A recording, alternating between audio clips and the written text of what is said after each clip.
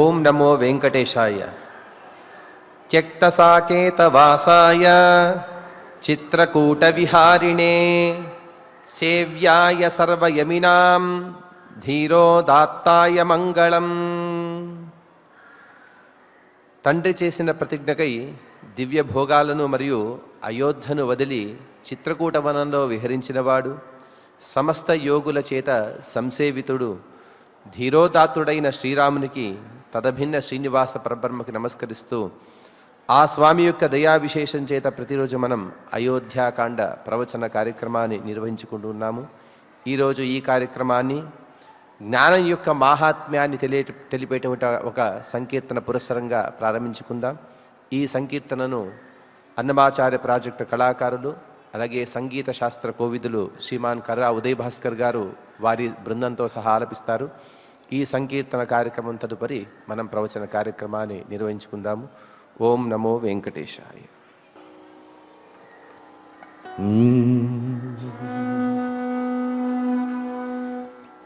జ్ఞానయజ్ఞమీ గతి మోక్ష సాధనము, జ్ఞానయజ్ఞమీ గతి మోక్ష సాధనము, నానార్థములు నిన్నే నడెపె మా గురుడు. జ్ఞానయజ్ఞమీ గతి మోక్ష సాధనము, నానార్థములు నిన్నే నడెపె మా గురుడు.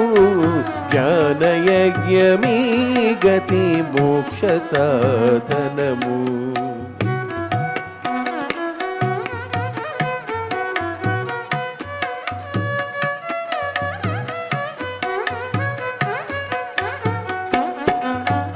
అలరి దేహమనేటి యాగశాలలోన బలువై అజ్ఞానపు పశువును బంధించి, అలరి దేహమనేటి యాగశాలలోన బలువై అజ్ఞానపు పశువును బంధించి, కలసి వైరాగ్యపు కత్తుల కోసి కోసి, కలసి వైరాగ్యపు కత్తుల కోసి కోసి వెలయ జ్ఞానాగ్నిలో వేలిచె మా గురుడు.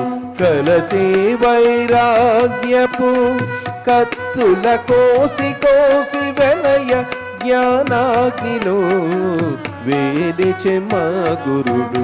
జ్ఞానయజ్ఞమీ గతి మోక్ష సాధనము, నానార్థములు నిన్నే నడెపె మా గురుడు. జ్ఞానయజ్ఞమీ గతి మోక్ష సాధనము.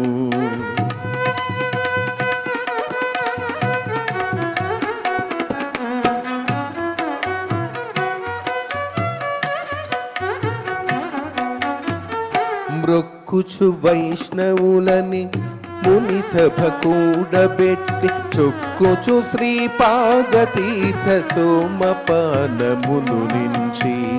మృక్కుచు వైష్ణవులని ముని సభ కూడబెట్టి, చొక్కుచు శ్రీపాదతీర్థ సోమపానమును నుంచి.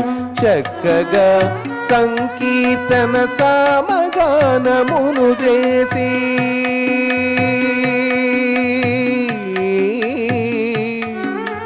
చక్కగా సంకీర్తన సామగానమును చేసి, ఎక్కువతో యజ్ఞము చేయించె పో మా గురుడు. చక్కగా సంకీర్తన సామగానమును చేసి, ఎక్కువతో యజ్ఞము చేయించె పో మా గురుడు. జ్ఞానయజ్ఞమీ గతి మోక్ష సాధనము, నానార్థములు నిన్నే నడెపె మా గురుడు. జ్ఞానయజ్ఞమీ గతి మోక్ష సాధనము.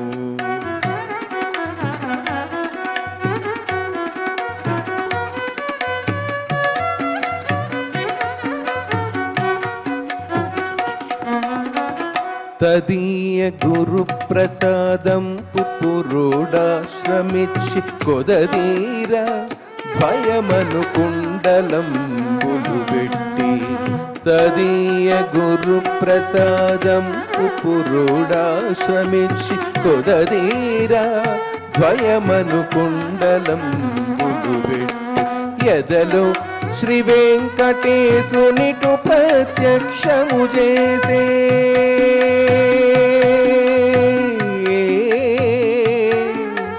ఎదలో శ్రీ వెంకటేశునిటు ప్రత్యక్షము చేసి ఇదివో స్వరూప దీక్ష ఇచ్చెను మా గురుడు ఎదలో శ్రీ వెంకటేశునిటు ప్రత్యక్షము చేసి నిదివో స్వరూప దీక్ష ఇచ్చెను మా గురుడు జ్ఞానయజ్ఞమీ గతి మోక్ష సాధనము నానార్థములు నిన్నే నడిపే మా గురుడు జ్ఞానయజ్ఞమీ గతి మోక్ష సాధనము నానార్థములు నిన్నే నడిపే మా గురుడు జ్ఞానయజ్ఞమీ గతి మోక్ష సాధనము జ్ఞానయజ్ఞమీ గతి మోక్ష సాధనము జ్ఞానయజ్ఞమీ గతి మోక్ష సాధనము.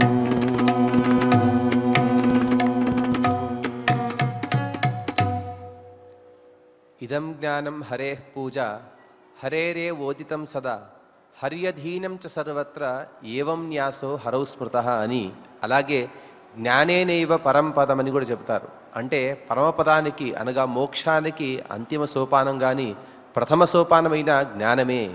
జ్ఞానం లేనిదే మోక్షం అనేది సిద్ధించదు అనే ఒక దివ్యమైనటువంటి సందేశాన్ని ఈ సంకీర్తన పురస్సరంగా మనం తెలుసుకున్నాం. ఇక మనం శ్రీ గురు ధ్యానాదును సమిష్టిగా పలుకుతూ ప్రవచన కార్యక్రమాన్ని ప్రారంభించుకుందాం. శ్రీ గురు ధ్యానం. గురుర్బ్రహ్మా గురుర్విష్ణుః గురుర్దేవో మహేశ్వరః గురుః సాక్షాత్ పరం బ్రహ్మ తస్మై శ్రీ గురవే నమః. శ్రీనివాస ధ్యానం. శ్రీ వెంకటాద్రినిలయః కమలాకాముకః పుమాన్ అభంగుర విభూతిర్నః తరంగయతు మంగళం. అథ సంకల్పః శ్రీమదాదివరాహ క్షేత్రే విరాజమానస్య శ్రీ పద్మావతీ జానేః అఖిలాండకోటి బ్రహ్మాండ నాయకస్య శ్రీరామచంద్ర రూపాంతరస్య భగవతః శ్రీ వెంకటేశ్వర స్వామినః సన్నిధౌ హనుమత్ సీతా లక్ష్మణ భరత శత్రుఘ్న పరివార సమేత శ్రీరామచంద్ర పరబ్రహ్మణః పరిపూర్ణానుగ్రహేణ అస్మిన్ భువనే సమస్తాధివ్యాధీనాం నివారణార్థం భారతవర్షే విద్యావిత్త వాణిజ్య కృషి వైద్య వైజ్ఞానిక దేశరక్షణాదిరంగేషు విద్యమానానాం ఆస్తిక మహాజనానాం సర్వేషాం సకుటుంబానాం ఆయురారోగ్యైశ్వర్య సద్బుద్ధి ఇత్యాది సర్వశుభఫల ప్రాప్త్యర్థం ధర్మాచరణ ద్వారా శ్రీరామరాజ్యస్య పునర్వ్యవస్థాపనార్థం ఉద్యోగార్థినాం సముచితోద్యోగ ప్రాప్త్యర్థం దంపతీనాం అనుకూల దాంపత్య సిద్ధ్యర్థం సంతానస్య పితృవాక్య పరిపాలనానుకూల బుద్ధి ప్రచోదనార్థం సకల కార్య సిద్ధ్యర్థం గో సంరక్షణార్థం చ श्रीमद्वाल्मीकि रामायणे अयोध्याकाण्डे यथाशक्ति श्लोकव्याख्यानपुरःसरम् 19-तमसर्गश्लोकपारायणम् तथा श्रीधन्वन्तरिमन्त्रपारायणम् च अन्योन्यसाहाय्येन आचार्यमुखेन करिष्यामहे। श्रीवाल्मीकि प्रार्थना। कूजन्तं राम रामेति मधुरं मधुराक्षरम् आरुह्य कविताशाखां वन्दे वाल्मीकि कोकिलम्। श्री आञ्जनेय प्रार्थना। मनोजवं मारुततुल्यवेगं जितेन्द्रियं बुद्धिमतां वरिष्ठम् वातात्मजं वानरयूथमुख्यं श्रीरामदूतं शिरसा नमामि। श्रीरामायण प्रार्थना। वाल्मीकिगिरिसम्भूता रामसागरगामिनी पुनाति भुवनं पुण्या रामायण महानदी। श्रीराम प्रार्थना। अयोध्याख्येतु गुर्वर्थे त्यक्त्वा राज्यं गिरौ वसन् पादुके भरतायादात् स रामः शरणं मम। श्रीरामचन्द्र परब्रह्मणे नमः। अथ श्रीमद् रामायणे आदिकाव्ये अयोध्याकाण्डे 19तमः सर्गः। శ్రీమన్నారాయణ చరణౌ శరణం ప్రపద్యే. శ్రీమతే నారాయణాయ నమః. శ్రీరామాయ నమః. ఇతి లోక సమాకృష్టః పాదేష్వద్య ప్రసాదయన్ రామస్య నిపతిష్యామి సీతాయా లక్ష్మణస్య చ. భరతుడు అంటున్నటువంటి మాటలు ఆ చిత్రకూట పర్వత ప్రాంతంలో రామచంద్రమూర్తి యొక్క పర్ణశాలను సమీపిస్తూ చిత్రకూటంలోకి ఆ దట్టమైనటువంటి అడవిలోకి ప్రవేశించి అల్లంత దూరంలో బాగా పూచినటువంటి మద్ది చెట్టు, అదేవిధంగా పర్ణశాల, దానికి ముందు ఉన్నటువంటి సమిధలు, పిడకలు మొదలైనటువంటివి, ఆ దారిలో ఉన్నటువంటి గుర్తులుగా ఏర్పాటు చేసి లక్ష్మణుడు ఏర్పాటు చేసినటువంటి మరి ఆ నారచీరల యొక్క ఆ వస్త్రములు కట్టబడి ఉండటము, ఇవన్నీ కూడా చూసుకుంటూ రాముడికి మనం సమీపిస్తున్నాము అని చెప్పి తనతో ఉన్నటువంటి వారందరితోటి కూడా ఎంతో ఉత్సాహంగా చెబుతూ మరి ఈ ఉత్సాహంలోనే ఒక బాధను కూడా వ్యక్తపరుస్తూ ఉన్నాడు.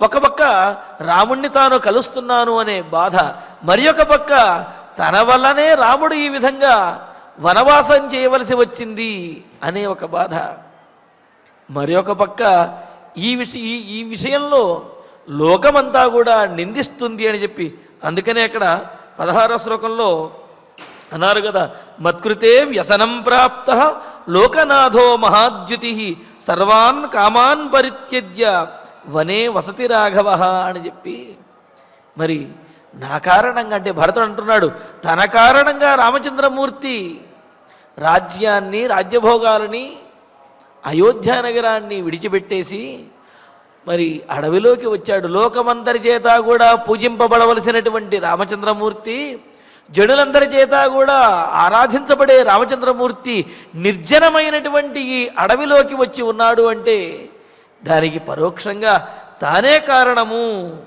అని చెప్పి అనుకుంటూ మరి ఇంతటి అనర్థానికి పరోక్షంగా కారణమైనటువంటి తాను వెంటనే వెళ్ళి రామచంద్రమూర్తి యొక్క పాదముల మీద పడాలి అని చెప్పి అనుకుంటున్నాడు. అంటూ మరి ఇతి లోక సమాకృష్ట పాదేష్వద్య ప్రసాదయని అని అంటూ లోకం చేత ఈ విధంగా నిందించబడుతూ, ఏ విధంగా భరతుని మూలంగానే దశరథుడు రామచంద్రుణ్ణి వనవాసానికి పంపించాడంటే భరతుని మూలంగానే కైకేయి వరములు అడిగింది, అందువలనే దశరథుడు రాముణ్ణి వనవాసానికి పంపించాడు.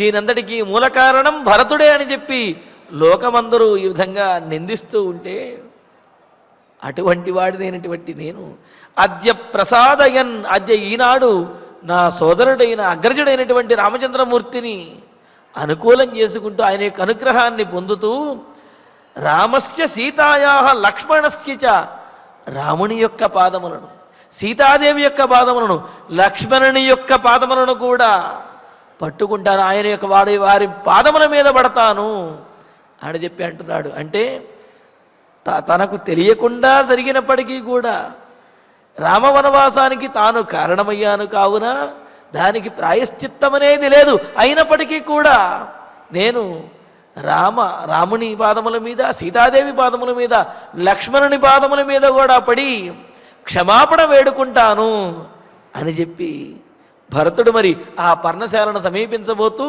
ఆ చిత్రకూటంలో మునుముందుకు సాగుతూ ఈ విధంగా అందరితోటి అంటూ ఉన్నాడు. ఇక్కడ మనకు అనిపిస్తుంది రామచంద్రమూర్తి అగ్రజుడు, పెద్దవాడు, ఆయన పాదముల మీద పడవచ్చును.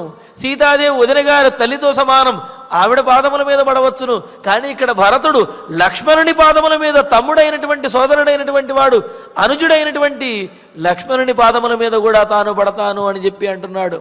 మరి ఇలాగా లక్ష్మణుని పాదముల మీద పడితే మరి అది ధర్మ విరుద్ధం అవ్వచ్చు కదా అని మనకు సందేహం కలుగుతుంది. కానీ రామభక్తుడైనటువంటి వాడు, రాముని యొక్క సాన్నిధ్యముతోటి ఎంతో ఔన్నత్యాన్ని పొందినటువంటి లక్ష్మణుడు తనకంటే కూడా గొప్పవాడు అని భరతుడు భావిస్తూ ఉన్నాడు. అందుకనే మనకు ధర్మశాస్త్రాల్లో కూడా చెబుతారు బ్రాహ్మణోత్తములు వీరందరూ కూడా పాండిత్యముతోటి, క్షత్రియులు వీరందరూ పరాక్రమంతో, వైశ్యులు వీరు ధనముతోటి, మిగతా వారందరూ కూడా వారి వారి యొక్క వయసులను బట్టి వారికి ఆ ఔన్నత్యము పెద్దరికం అనేది నిర్ణయించబడుతుంది అని చెప్పి, మరి ఇక్కడ తనకంటే కూడా ధైర్యవంతుడు, తనకంటే కూడా గొప్ప బుద్ధిశాలి అయినటువంటి వాడు, పరాక్రమశాలిగా మరి లక్ష్మణుణ్ణి భావిస్తూ ఉన్నాడు భరతుడు. అందుకనే ఆ లక్ష్మణుని యొక్క పాదముల మీదైనా సరే తాను పడటానికి సిద్ధము అని చెప్పి అంటున్నాడు. దీనికి మరొక కారణం కూడా ఉన్నది. రాముడి పాదముల మీద పడిన తర్వాత రాముడు కాస్త అనుకూలంగా, అంటే సీతారాములు అనుకూలంగా పర్వాలేదులే నాయన నువ్వులే అని చెప్పి ఆమెను ఓదారుస్తూ భరతునికి అనుకూలంగా మారేటువంటి సందర్భంలో మరి లక్ష్మణుడు ఏదైనా కాస్త చిన్నవాడు, అదే విధంగా ఉడుకు రక్తము దుడుకుగా ఉండేటటువంటి వాడు, కాస్త కోపం కలిగిన వాడని తెలుసు కదా. అందుకని వెంటనే అన్నయ్య, ఇతని మూలంగానే మనకి ఈ విధమైనటువంటి కష్టములు వచ్చాయి, ఈయన యొక్క తల్లి అయినటువంటి కైకేయి ఈ విధంగా భరతుని గురించే అడిగింది, ఇటువంటి వాడినా నువ్వు క్షమించేది అని చెప్పి లక్ష్మణుడు రాముడికి ఏమైనంటే, రాముడు భరతుణ్ణి క్షమిస్తూ ఉంటే లక్ష్మణుడు ఎక్కడ అడ్డుపడతాడో అని చెప్పి, ఒకవేళ లక్ష్మణుడు కనుక అలా అడ్డుపడినట్లయితే ఆ సందర్భంలో లక్ష్మణుని పాదముల మీద కూడా పడి క్షమాపణ వేడుకుంటాను, అంతేగాని విడిచిపెట్టే ప్రసక్తి అనేదే లేదు అని అంటున్నాడు. ఇంకో విశేషం ఇక్కడ లక్ష్మణస్య చ అని చెప్పి ఆ చకారాన్ని ప్రయోగించడంలో ఉద్దేశం ఏమిటి అంటే, లక్ష్మణుడు తనకంటే చిన్నవాడు కావున ఒకవేళ సీతారాములని వారిని ప్రార్థించడం ద్వారా వారి యొక్క అనుగ్రహం కలిగినట్లయితే, లక్ష్మణుడు కనుక అడ్డుపడకపోయినట్లయితే ఆ ఆదరంతో లక్ష్మణుని పాదముల మీద పడకుండానే మరి సీతారాముల యొక్క అనుగ్రహం కలిగినట్లయితే అప్పుడు లక్ష్మణుని పాదమును ఆశ్రయించవలసినటువంటి అవసరము కూడా లేదు. అతన్ని ఆలింగనం చేసుకుని ఆదరించడం మాత్రమే తాను చేయదలుచుకున్నాడు. అందుకనే ఇక్కడ లక్ష్మణస్యచ అని చెప్పి అన్నారట. అంతేకాదు, ఇక్కడ నా ధర్మవృద్ధేషు వయస్సమీక్ష్యతే అని చెప్పినట్లుగా ధర్మంలో గొప్పవాళ్ళైనటువంటి వారి విషయంలో వయస్సుని పరిగణించకూడదు, వారి యొక్క ఔన్నత్యాన్ని, వారి యొక్క గొప్పతనాన్ని పరిగణించి వారికి నమస్కరించడంలో దోషమేమీ లేదు అని చెప్పి అంటూ, నా పరీక్ష వయోవంద్యాహ, వయస్సును పరీక్షించి నమస్కరించవలసిన అవసరం లేదు, వారిలో ఉన్నటువంటి గుణములను, వారిలో ఉన్నటువంటి ధర్మమును చూచి నమస్కరించవచ్చును. మరి ఆ విధంగా అనుజుడిగా పరిపూర్ణమైనటువంటి ధర్మాన్ని ఆచరించినటువంటి వాడు, అగ్రజుణ్ణి అనుసరించినటువంటి వాడు లక్ష్మణుని కావున ధర్మాన్ని ఆచరించడంలో తనకంటే గొప్పవాడు లక్ష్మణుడు అని భావించినటువంటి భరతుడు ఆయన పాదముల మీద పడడానికి కూడా తాను సిద్ధము అనే విషయాన్ని, అదేవిధంగా తన సౌశీల్యాన్ని తెలియజేస్తూ ఉన్నాడు ఈ శ్లోకంలో. మరి ఇక్కడ మరో రకమైనటువంటి పాఠం కూడా ఉన్నది. సీతాయాశ్చ పునఃపునః అని చెప్పి, అంటే ఇక్కడ రామస్య నిపతిష్యామి సీతాయా లక్ష్మణస్య చ అని చెప్పి ఒక పాఠం ఉంటే, మరి ఒక పాఠం పాఠాంతరం ఏమనున్నదంటే సీతాయాశ్చ పునఃపునః. సీతాదేవి పాదం అంటే రామచంద్రమూర్తి పాదముల మీద, సీతాదేవి పాదముల మీద, వారి పాదముల మీద మరలా వారి పాదములను ఆశ్రయించి క్షమాపణ కోరి వారి యొక్క అనుగ్రహాన్ని పొందుతాను అనే మరొక పాఠం కూడా మనకు గ్రంథాల్లో లభిస్తూ ఉన్నది. ఈ విధంగా భరతుడు శరణాగతి చెయ్యటానికి, అందుకనే రామాయణాన్ని శరణాగతి శాస్త్రము అని అంటారు. అంటే భగవద్ అనుగ్రహాన్ని పొందడానికి భక్తుడు ఏ విధంగా శరణాగతి చెయ్యాలి, ఎవరెవరిని ఆశ్రయించాలి, ఏ మార్గంలో ఉండాలి అనేటటువంటివి మనకు ఈ రామాయణం ద్వారానే తెలుస్తుంది. అందుకనే శరణాగతి శాస్త్రము అని కూడా అన్నారు. అందుకనే అంటారు నాయమాత్మ ప్రవచనేన లభ్య అని చెప్పి అంటూ, మరి పరమాత్మ యొక్క సాన్నిధ్యము ఊరికినే మాటలతోటో లేకపోతే సంపదలతోటో వేరే వేటితోనూ కలగదు. స్థిరమైనటువంటి బుద్ధి ఎవరికైతే ఉంటుందో, దృఢమైనటువంటి సంకల్పం ఎవరికైతే ఉందో, చిత్తశుద్ధి ఎవరికైతే ఉంటుందో వారికి మాత్రమే పరమాత్మ యొక్క సాన్నిధ్యం అనేది లభిస్తుంది అని అన్నారు. అటువంటి దృఢమైన సంకల్పము, చిత్తశుద్ధి, పట్టుదల, భక్తి ఇవన్నీ కూడా భరతునికి రాముని యందు ఉన్నాయి. అందుకనే రామ దర్శనం అనేది భరతునికి లభిస్తూ ఉన్నది. అందులో కూడా ఆచార్యుడిలాగా భరద్వాజ మహర్షిని ఆశ్రయించి ఆయన చెప్పినటువంటి మార్గంలో కొంత దూరం వెళ్ళి కొంత దూరం వెళ్ళిన తర్వాత అక్కడ దూరంగా ఒక పొగ కనిపించింది. అంటే ఏమిటి, అక్కడ రామచంద్రుడు ఉన్నాడు అనేటువంటి ఒక అనుమానం కలిగిందనమాట. ఆ పొగను పట్టుకుని ఆ అనుమానాన్ని ఆశ్రయించి మరింత ముందుకు వెళితే పర్ణశాల కనిపించింది, ఆయన యొక్క నిలయము. మరి ఇంకాస్త ముందుకు వెళితే భగవత్ సాక్షాత్కారం, రామచంద్రమూర్తి యొక్క సాక్షాత్కారం అనేది జరుగుతుంది. భక్తుల విషయంలో కూడా ఇంతే. భగవంతుణ్ణి మొదట ఆచార్యుల ద్వారా భగవంతుణ్ణి నమ్మాలి అనే ఆలోచన, భగవంతుణ్ణి ఆశ్రయించాలి అనే ఆలోచన మనసులో రావాలి. అలా వచ్చిన తర్వాత కొంత ఆశ్రయించిన తర్వాత మనకు కొన్ని తార్కాణములు కనిపిస్తూ ఉంటాయి, నిదర్శనములు కనిపిస్తాయి. ఆ నిదర్శనములు అనుమానములు అన్నమాట, అనుమానాలు లాంటివి. ఓహో, ఈ విధంగా నిదర్శనం కనిపించింది కాబట్టి భగవంతుడు ఉన్నాడు అనేటువంటి ఒక అనుమానంతో కూడినటువంటి ఆలోచన వస్తుంది. దాన్ని అనుసరించి మరింతగా భగవంతుడిని ఆశ్రయించినట్లయితే, మరింత ముందుకు వెళ్ళినట్లయితే మరిన్ని నిదర్శనములు, అదేవిధంగా భగవద్ అనుభవము, భగవత్ సాక్షాత్కారము, ఆయన యొక్క అనుగ్రహము ఇవన్నీ కూడా కలుగుతాయి అని అన్నారు. అంటే ఇంత ప్రయత్నిస్తే భగవద్ అనుగ్రహం అనేది కలుగుతుంది. దీనికి కావలసింది దృఢ సంకల్పము, అదేవిధంగా పట్టుదల, భక్తి, అవన్నీ కూడా భరతునిలో ఉన్నాయి. అందుకనే రామానుగ్రహం పొందడానికి రాముని యొక్క పాదములే కాదు, లక్ష్మణుని యొక్క పాదములైనా సరే నేను పట్టుకోవడానికి, ఆయన ఆ పాదములు ఆశ్రయించడానికి తాను సిద్ధము అని చెప్పి అంటూ, ఏవం స విలపంస్తస్మిన్ వనే దశరథాత్మజః దదర్శ మహతీం పుణ్యాం పర్ణశాలాం మనోరమాం. ఇంకా అంటున్నాడు, ఈ విధంగా అందరితో మాట్లాడుతూ అలా మునుముందుకు సాగుతూ ఉంటే అల్లంత దూరంలో చక్కటి అందమైనటువంటి, తీర్చిదిద్దినట్లుగా చాలా దృఢంగా నిర్మించినటువంటిది, అదేవిధంగా అందంగా నిర్మించినటువంటిదైన పర్ణశాలను చూచారట. సహ దశరథాత్మజ విలపన్ తస్మిన్వనే, ఇలా బాధపడుతూ ఏడుస్తూనే ఆయన రామచంద్రమూర్తిని తలుచుకుంటూ మరి మునుముందుకు సాగుతూ వెళుతూ ఉంటే పర్ణశాల అక్కడ మనోరమాం, చాలా గొప్పది, అదేవిధంగా మనస్సుకు ఆనందాన్ని కలగజేసేది అయిన పర్ణశాలను చూశాడు. అది ఎలా ఉన్నదో చెబుతూ, సాలతాళాశ్వకర్ణానాం పర్ణైర్బహుభిరావృతాం విశాలాం మృదుభిస్తీర్ణాం కుశైర్వేదిమివాధ్వరే. సాలతాళాశ్వకర్ణానాం అని అంటూ సాలము అంటే మద్ది చెట్టు, అదేవిధంగా అశ్వకర్ణము అంటే కనుక సజ్జవృక్షము అని చెప్పి అన్నారు, ఇనుమద్ది చెట్లు అని చెప్పి. ఈ విధంగా సాలము అంటే మద్ది చెట్లు, అదేవిధంగా తాళము అంటే కనుక తాటి చెట్టు.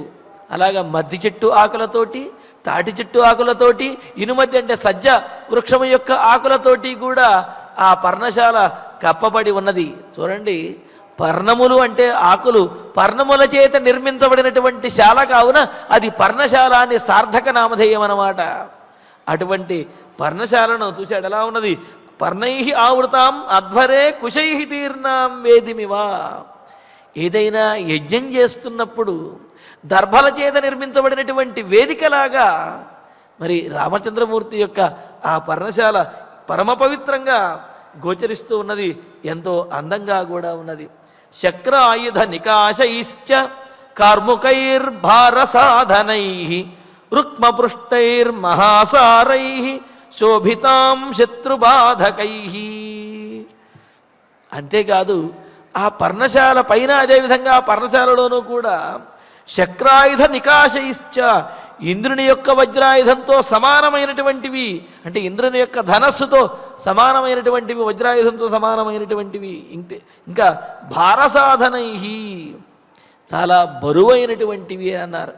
ఎందుకు అంటే ఆ పైకప్పు మీద ఆకులను పరిచిన తర్వాత ఆ ఆకులు గాలికి ఎగిరిపోకుండా కొన్ని బరువుగా ఉండేటటువంటి కర్రలను కానీ లేకపోతే బరువుగా ఉండేటటువంటి వస్తువులను కానీ అక్కడ పరుచుతారు. అలా పరిస్తే ఆ ఆకులు ఎగిరిపోకుండా ఉంటాయి. అలాగా భారసాధనై, భారములతోటి భారం కలిగినటువంటి వాటిని అమర్చబడినవి, అంటే ఆ కప్పు మీద ఉంచబడింది. అంతేకాదు రుక్మపృష్టి, బంగారపు పూత పూసినట్లుగా, అంటే ఇవి చూడండి కొంత ఎండినవి లేకపోతే కొంత పచ్చిగా ఉన్నవి కూడా బంగారపు వర్ణంలో, గోధుమ వర్ణంలో కనిపిస్తూ ఉంటాయి. అలాగా బంగారపు వర్ణంలాగా కనిపిస్తున్నటువంటివి అయినవి. ఇంకా శత్రుబాధకై కార్ముకై, ఇంకా ఎలా ఉన్నాయి? అక్కడ ధనుస్సులు అనేకమైనవి కనిపిస్తూ ఉన్నాయట ఆ పర్ణశాలలో. అంటే ఆ పర్ణశాల కప్పు మీదేమో అవి ఎగరకుండా ఉంచడానికి ఉంచినవి కొన్ని, అదేవిధంగా ఆ పర్ణశాలలో వీరి యొక్క ధనుర్విద్యను అభ్యసించడానికి కావలసినటువంటి అనేకమైనటువంటి ధనుస్సులు, అవి బంగారు వర్ణంతో మెరుస్తూ ఉన్నాయట. అటువంటి అనేకమైన కార్ముకై శోభితాం, ధనుస్సులతోటి శోభిల్లుతూ ఉన్నటువంటివి, అంటే ధనుస్సులు అలంకరించబడి ఉన్నాయి. ఎందుకండి అన్ని ధనుస్సులు అంటే, వీరు యుద్ధం చేయడానికి ఉండేది కోదండం ఒకటి ఉంటే ప్రతిరోజు కూడా ఆ యుద్ధ విద్యను, ఆ ధనుర్విద్యను అభ్యసించడానికి మరిన్ని ధనుస్సులు అక్కడ ఏర్పాటు చేసుకున్నారు. ఈ విధంగా వాటన్నిటితోటి కూడా అలంకరించబడి ఉన్నది. అంటే అది రాజకుమారుల యొక్క పర్ణకుటీరము అనేది చెప్పకనే చెప్పే విధంగా ఉన్నది. అర్కరశ్మి ప్రతీకాశై ఘోరైస్తూనీకతైశ్చరై శోభితాం దీప్తవదనై సర్పైర్భోగవతీమివా. మరి ఆ ధనస్సులు ఆ విధంగా వంపులు తిరిగి ఆ పర్ణశాల దగ్గర వేళ్లాడుతూ ఉంటే, అక్కడ అలంకరించబడి ఉంటే, మరి ఒక పక్క అమ్ముల బదులో అనేకమైనటువంటి బాణములు సిద్ధం చేసి అక్కడ కనిపిస్తూ ఉంటే, ఇలాగా అర్కరశ్మి ప్రతీకాశై, సూర్యకిరణములతో తుల్యమైన, సూర్యకిరణములతో సమానమైనటువంటి మెరుపుతోటి. ఎందుకు అంటే ఎక్కడైతే పదునుగా ఉంటుందో అక్కడ మెరుపు ఎక్కువగా వస్తూ ఉంటుంది కావున అటువంటి మెరుపుతోటి ఘోరై దీప్తవదనై, అదేవిధంగా ప్రకాశిస్తున్నటువంటి భయంకరమైనటువంటి ప్రకాశంతో కూడిన తూణీగతై బాణై, అమ్ముల పొదిలో ఉన్నటువంటి అనేకమైనటువంటి బాణములతోటి సర్పై భోగవతీమివా. ఆ పర్ణశాల దూరము నుండి చూస్తూ ఉంటే ఒకసారి ఆలోచించినట్లయితే ఆ పర్ణశాలలో ఆ పందిరికి పర్ణశాలకు వేళ్లాడుతున్నటువంటి ధనుస్సులు, మరి ఒక పక్కనేమో మెరుస్తున్నటువంటి బాణములు, ఇవి చూస్తూ ఉంటే మణులు పొదగబడి పడగలు విప్పినటువంటి సర్పములలాగా దూరం నుంచి ఆ ధనుస్సులు బాణములు కూడా కనిపిస్తూ ఉన్నాయట. దానితోటి ఆ పర్ణశాల అలా ఉన్నదయ్యా అంటే సర్పై భోగవతీ ఇవ శోభితాం, సర్పములతో కూడినటువంటి పాతాళలోకంలాగా ఆ రామచంద్రమూర్తి యొక్క పర్ణశాల కనిపిస్తూ ఉన్నది. అనుకున్నాం కదా. అన్ని ధనుస్సులు ఎందుకండి అంటే వీరి యొక్క విలువిద్యను అభ్యసించడం కోసం అన్ని ధనుస్సులను వాళ్ళు ఏర్పాటు చేసుకున్నారు.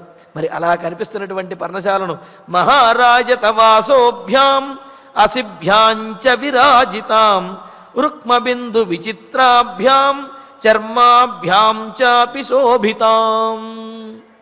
ఇంకా అంటున్నారు మహారాజత వాసోభ్యాం, సువర్ణ ఖచ్చితమైనటువంటి బంగారు వరలు కలిగినటువంటి అశిభ్యాం విరాజితాం. మరి వీరు అయోధ్యానగరం నుండి వచ్చేటప్పుడు ఆ కత్తి, డాలు, వర ఇవన్నీ కూడా తెచ్చుకున్నారు కదా.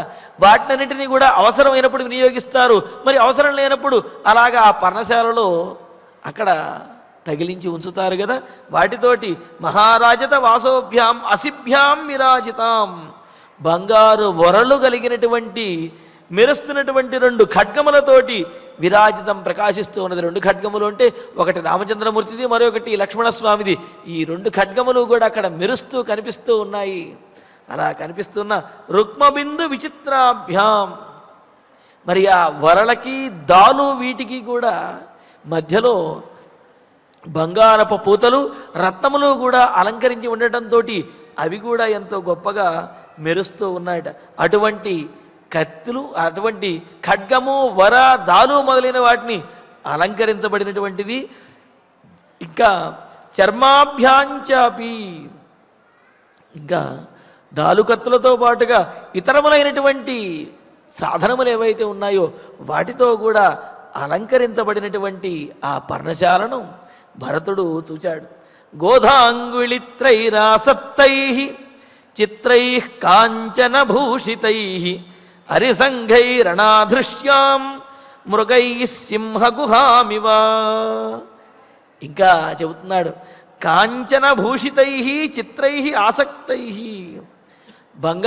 బంగారంతో పూతపూయబడినట్లుగా ఉన్న చిత్ర విచిత్రమైనటువంటి వర్ణములతో ఉన్నటువంటి గోడలకు తగిలించినటువంటి అనేకమైన అలంకరణలతోటి, అంతేకాదు గోధాంగుళిత్రై,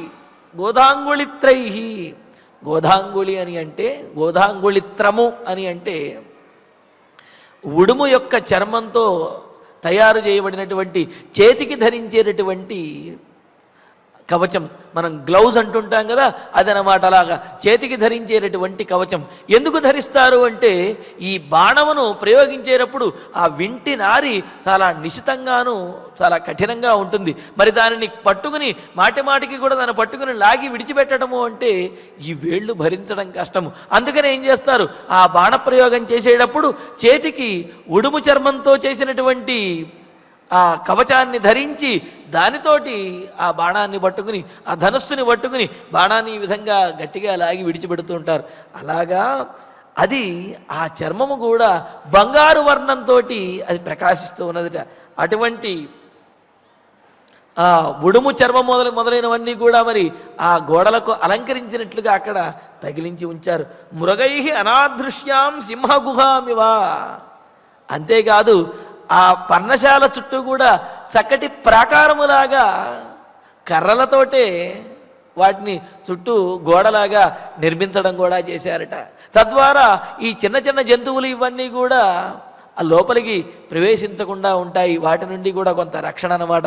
ఇలాగా మృగై అనాదృశ్యాం సింహగుహామివా, మృగములేమి ప్రవేశించినటువంటి సింహము యొక్క గుహలాగా ఉన్న ఆ పర్ణశాలను చూశారు. ఇక్కడ చూడండి, పర్ణశాల చూడటానికి చాలా అందంగానూ ఉన్నది, గంభీరంగానూ ఉన్నది, రక్షణకు యోగ్యంగానూ ఉన్నది, అలంకరణతోటి మనోహరంగానూ ఉన్నది.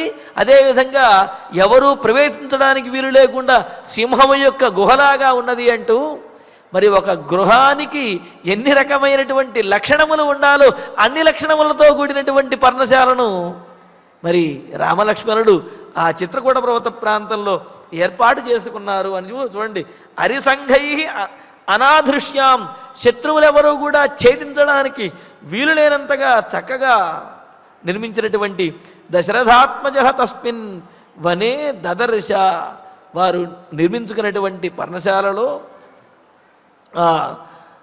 పర్ణశాలను దశరథాత్మజుడైనటువంటి భరతుడు చూశాడు. దూరం నుంచి ఆ పర్ణశాలను చూశాడు. చూసి ప్రాగుదక్ ప్రవణాం వేదిం విశాలాం దీప్తపావకాం దదర్శ భరతస్తత్ర పుణ్యాం రామ నివేశనే. మరి ఆ పర్ణశాలతో పాటుగా పర్ణశాల ముందు ఒక వేదిక కూడా కనిపించిందిట. ప్రాకు ఉదక్ ప్రవణాం, తూర్పు ఉత్తర భాగములకు ఈశాన్యం మూల ప్రవణాం క్రమంగా పల్లంగా ఉన్నది అని చెప్పి అన్నారు.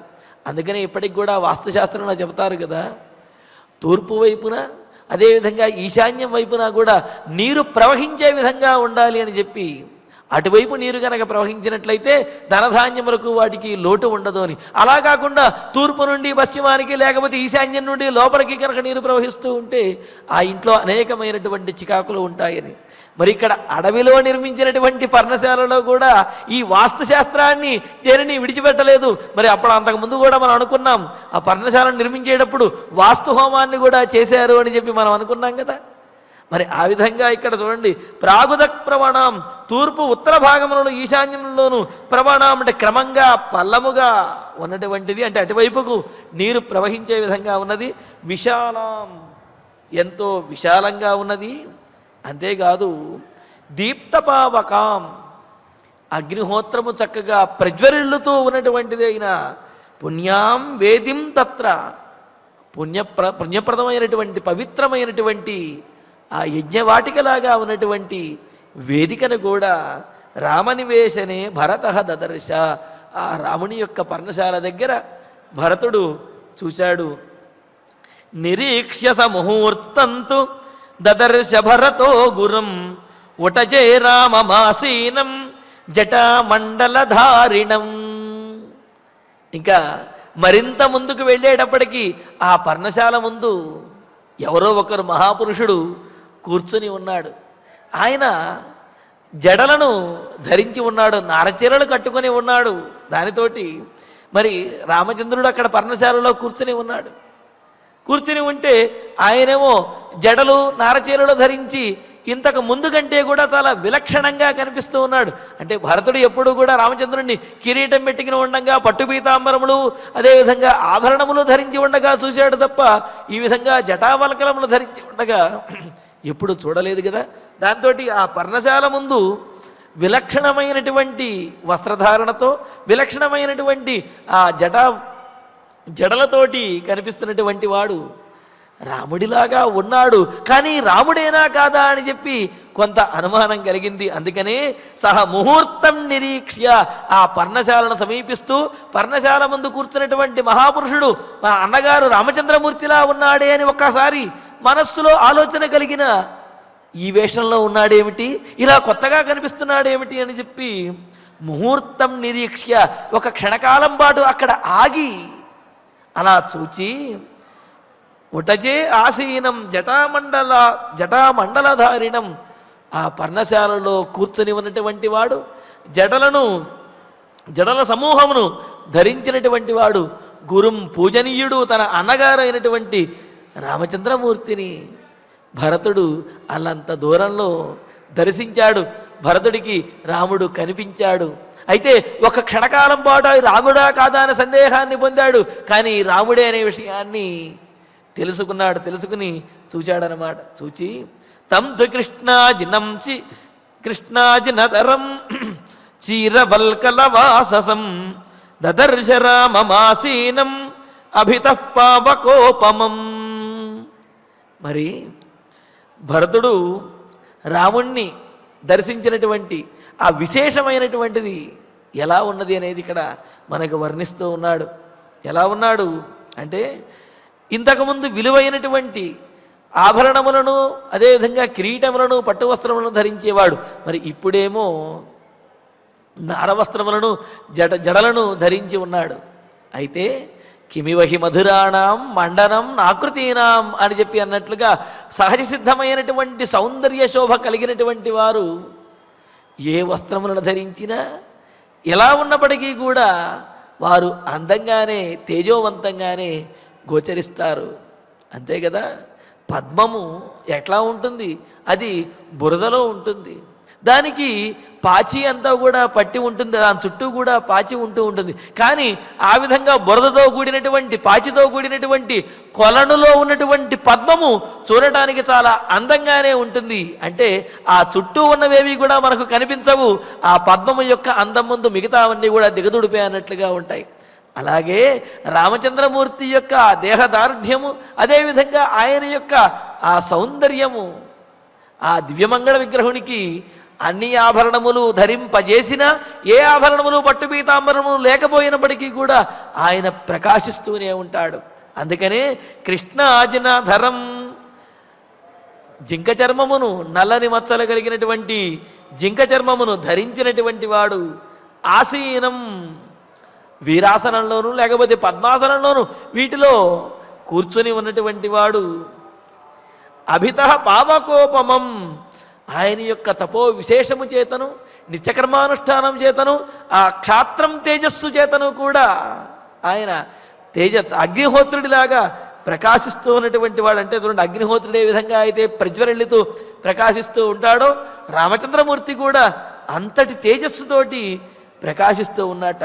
అటువంటి వాడైన రామచంద్రమూర్తిని చూశాడు అని చెప్పన్నారు.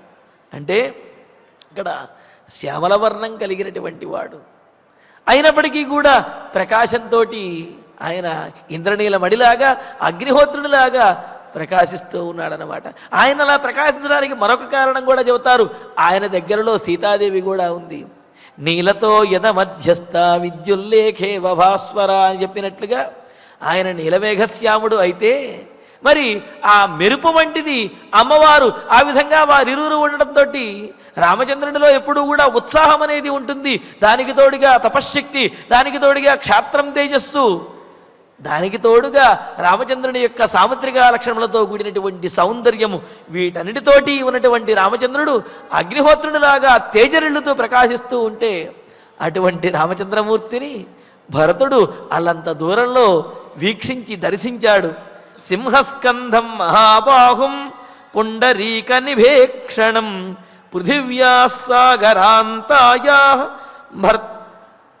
భర్తారం ధర్మచారిణం. ఇంకా ఎలా ఉన్నాడైనా సింహస్కంధం అంటే సింహములాగా ఎత్తైనటువంటి బలిష్టమైనటువంటి భుజములు కలిగిన వాడు, పుండరీక నిభేక్షణం కమలములతో సమానమైనటువంటి ఆ కన్నుల కాంతి, అదేవిధంగా విశాలమైనటువంటి నేత్రములు కలిగినటువంటి వాడు. అంతేకాదు సాగరాంతాయా పృథివ్యా భర్తారం, సముద్రం వరకు వ్యాపించినటువంటి ఈ భూమండలం మొత్తానికి కూడా పరిపాలకుడు, అంతటి సామర్థ్యము కలిగిన వాడు, అసలు ఆయనే రక్షకుడు. అటువంటి వాడైన ధర్మచారిణం, ధర్మమును ఆచరించటమే ధ్యేయంగా ఉన్నటువంటి వాడైన రామచంద్రమూర్తిని ఉపవిష్టం మహాబాహుం బ్రహ్మాణమివ శాశ్వతం స్థండిలే దర్భ సంస్తీర్ణే సీతయా లక్ష్మణేన చ. ఇలాగ గొప్ప బాహుబల సంపన్నుడు, శాశ్వతం అంటే శాశ్వతమైనటువంటి వాడు, నిత్యము ధర్మమును ఆచరించేటటువంటి వాడు, పరమాత్మ స్వరూపుడిగా ఉన్నటువంటి వాడు, బ్రహ్మాణం ఇవా పరంబ్రహ్మ వంటి వాడైన రామచంద్రమూర్తిని సీతాదేవితోటి లక్ష్మణస్వామితోటి కూడా కూడి ఉన్నటువంటి వాడు ఎక్కడ కూర్చున్నాడు?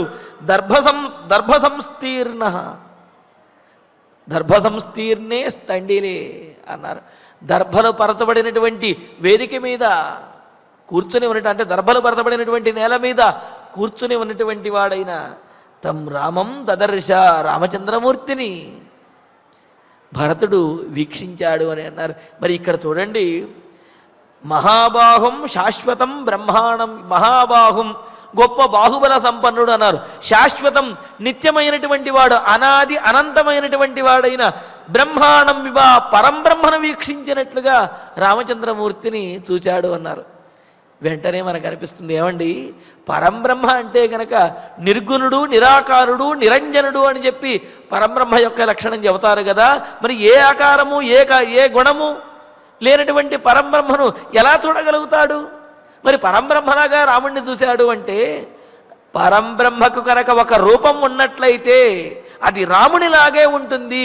అందుకనే రామ పరబ్రహ్మ అని చెప్పి అంటారు.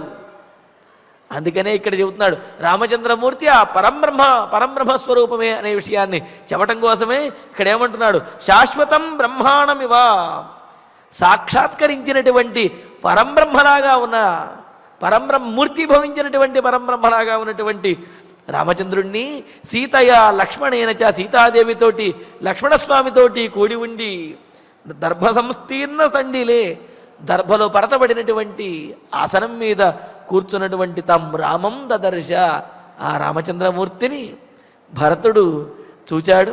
మరి చూచిన తర్వాత ఎలాగ ఆయన్ను సమీపించాడు, రామచంద్రమూర్తి ఏ విధంగా భరతుణ్ణి అక్కున చేర్చుకున్నాడు, ఈ విశేషాలన్నీ కూడా తరువాతి ప్రవచనాలు తెలుసుకుందాము. ఇక ఇప్పుడు ఆచార్యుల వారి ద్వారా శ్లోకాలను పారాయణ చేసుకుందాము. ఇతి లోక సమాకృష్టః పాదేష్వద్య ప్రసాదయన్ రామస్య నిపతిష్యామి సీతాయా లక్ష్మణస్య చ ఏవం సవిలపంస్తస్మిన్ వనే దశరథాత్మజః దదర్శ మహతీం పుణ్యాం పర్ణశాలాం మనోరమాం శాలతాలాశ్వకర్ణానాం పర్ణైర్బహుభిరావృతాం విశాలాం మృదుభిస్తీర్ణాం కుశైర్వేదిమివాధ్వరే శక్రాయుధనికాశైశ్చ కార్ముకైర్భారసాధనైః రుక్మపృష్ఠైర్మహాసారైః శోభితాం శత్రుబాధకైః అర్కరశ్మి ప్రతీకాశైః ఘోరైస్తూణీగతైః శరైః శోభితాం దీప్తవదనైః సర్పైర్భోగవతీమివ మహారజతవాసోభ్యాం అసిభ్యాం చ విరాజితాం రుక్మబిందు విచిత్రాభ్యాం చర్మభ్యాం చాపి శోభితాం గోధాంగుళిత్రైరాసక్తైః చిత్రైః కాంచనభూషితైః హరిసంఘైరనాధృష్యాం మృగైః సింహగుహామివ ప్రాగుదక్ప్రవణాం వేదిం విశాలాం దీప్తపావకాం దదర్శ భరతస్తత్ర పుణ్యాం రామనివేశనే నిరీక్ష్య సముహూర్తం తు దదర్శ భరతో గురుం ఉటజే రామమాసీనం జటామండలధారిణం తం తు కృష్ణాజినధరం చీరవల్కలవాససం దదర్శ రామమాసీనం అభితః పావకోపమం సింహస్కంధం మహాబాహుం